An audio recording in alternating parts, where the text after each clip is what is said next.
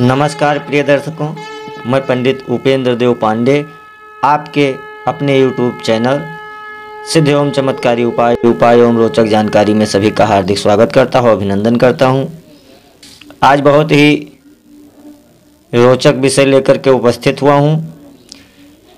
आजकल किसी के पास समय नहीं है, इसीलिए इस समय को देखते हुए समय के अनुसार बहुत ही सूत्रात्मक विधि से आपको कुंडली देखने का एक बहुत ही सरल आइडिया ट्रिक बताऊंगा।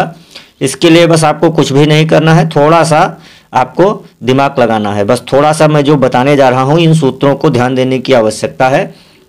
बस इनको समझने का प्रयास कर लीजिए।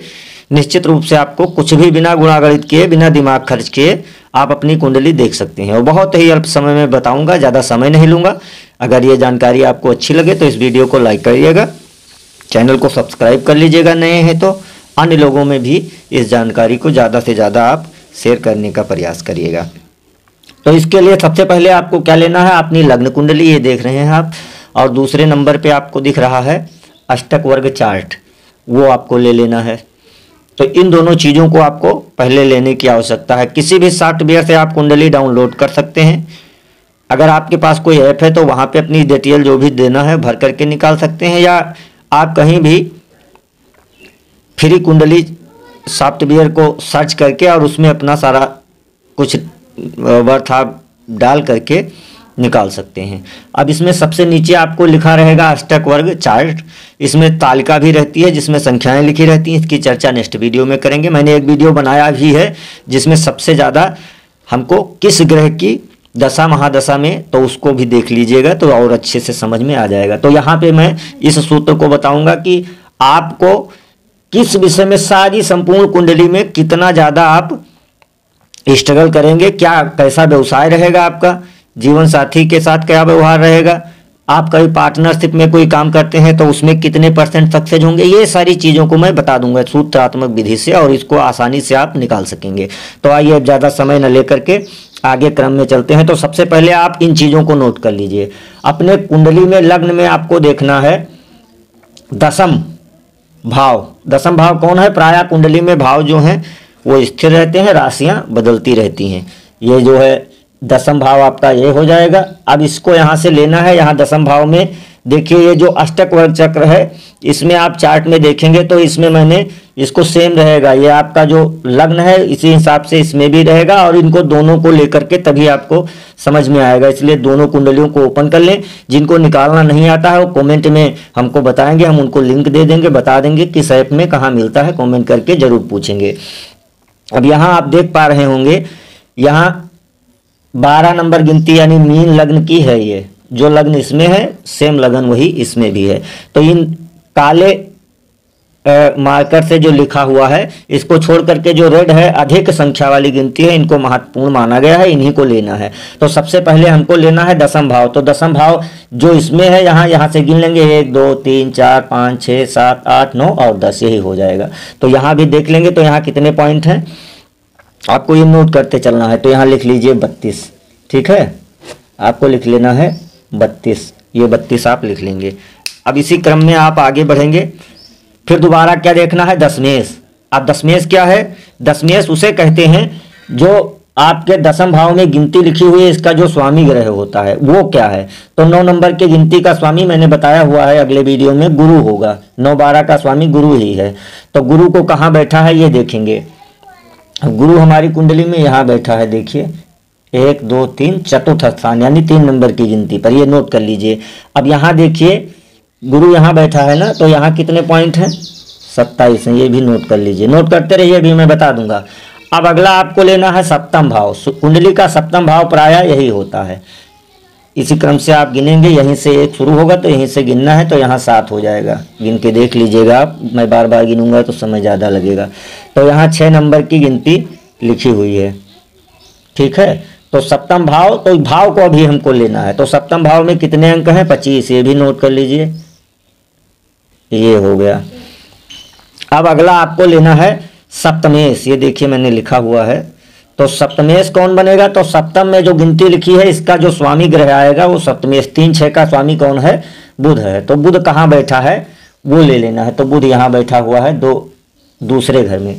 तो यहाँ से 1 2 दूसरा घर देखेंगे तो यहाँ जो संख्या आपको मिली है अष्टक वर्ग चार्ट में वो भी ले लेंगे। ये कितना है? 29 है।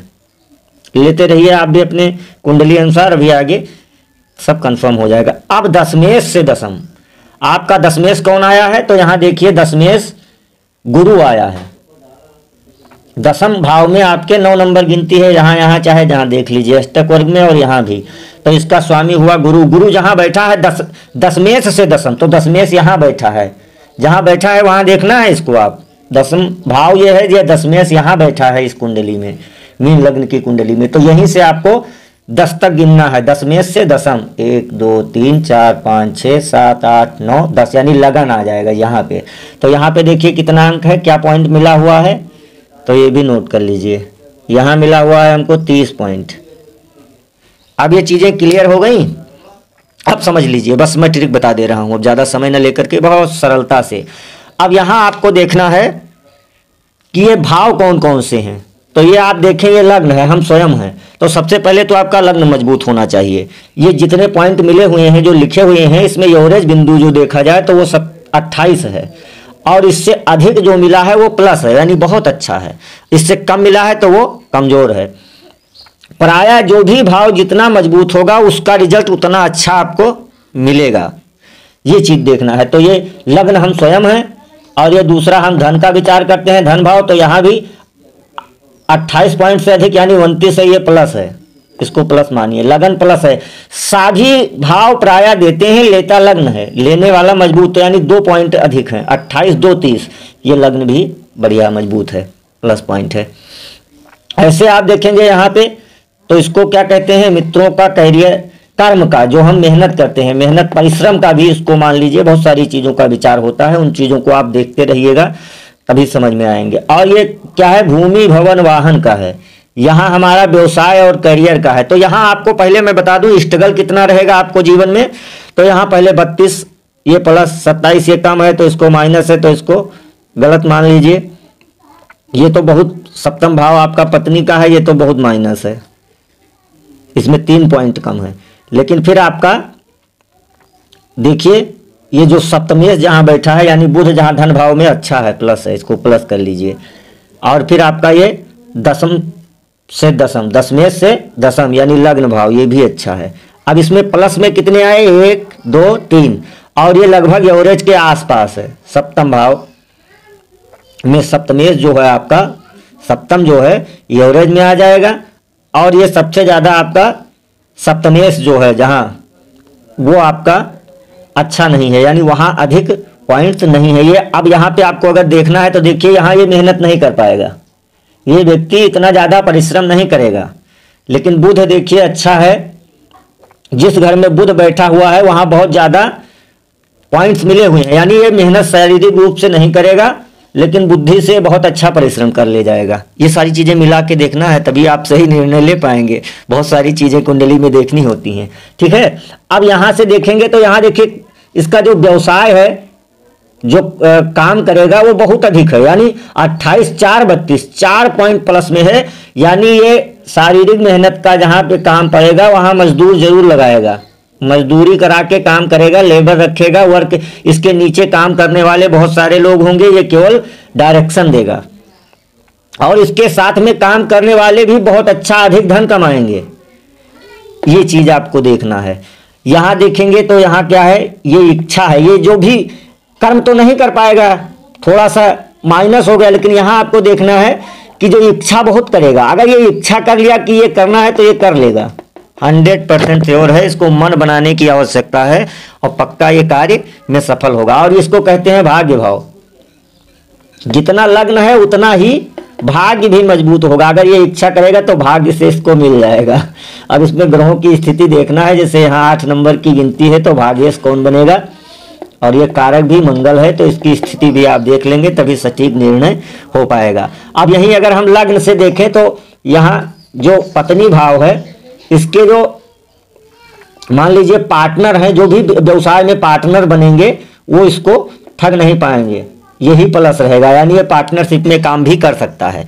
और अगर कहीं ये यहाँ ज्यादा बिंदु होते तो ये पार्टनरशिप करता तो अपने सामने वाले के अंडर में रह करके तभी कार्य करता। यहाँ पत्नी का भी है तो पत्नी को भी इसकी बात माननी पड़ेगी, इस व्यक्ति के, इस जातक के या जातिका की अगर जिसकी भी कुंडली है तो यहाँ इसका प्रभाव अधिक रहेगा।